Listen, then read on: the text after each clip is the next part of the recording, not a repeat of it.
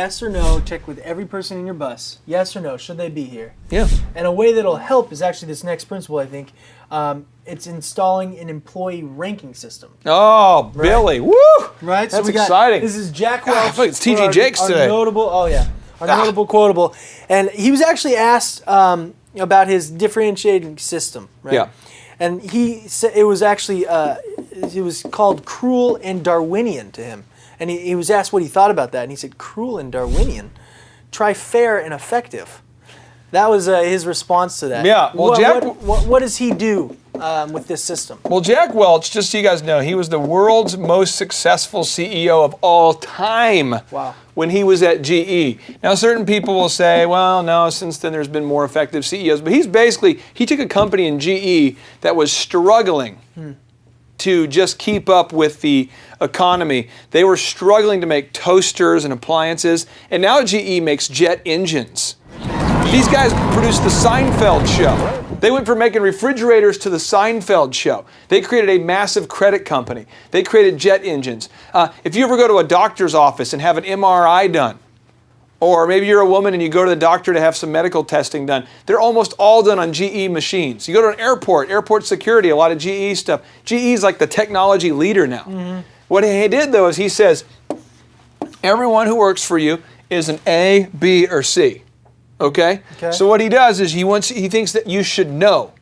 So he says what you do is you take a group of 10 employees, and in that group you are forced to put one of them as a C player. Okay. You have to do it. You have to. That's the rules. Okay. Then you take 7 or 8 of them, they have to be a B, and 1 or 2 have to be an A. So this is the practical action step. If you own a business right now, and you have 10 employees, go ahead and write down on the piece of paper, who is your C player? Action step right now. Who is your C player? And if you share your account with somebody because you're a pirate, then go ahead and just use initials or use food items that somehow help you remember that person's name. Yeah, creative nickname. Mm-hmm. Okay, now, who is your B player? And then, who is your A player? Now, here's where it gets real. Uh-oh. Tell them. You have to tell them? Yep. Tell them you're the C guy. Yeah. Oh, I love. By the way, I now love this, but I used to hate this. Mm-hmm. So, like as we're building the Thrive team, I think there's probably about 40 of us now. Right. They're involved in some capacity. The other day, had a talk with a guy. I said, hey, and it's small enough now where we have these conversations. As it grows, there'll be meetings and stuff like this. But tell the guy, hey, I just want you to know you're a C player. You just told him. Yeah, he's like, what do you mean? Like, well, you show up late, you never get stuff done on time, you're constantly like yawning, looking tired, you're and I'm not cursing, you're an ask hole. Right. You ask questions and put a hole in my schedule with endless questions instead of just doing your stuff. Another guy I went to, I said, hey, you're a B player. We have some stuff right now. We have an opportunity for you to get promoted, to have some more on-camera experience, to be able to actually work on the camera, in front of the camera. Right. But you're not going to get that chance right now because you're not top performer. So why is it so scary to let people know where they stand? Oh gosh, because again we go back to our home life. Yeah. And we were thinking if I tell somebody at home this, I'm going to get slapped.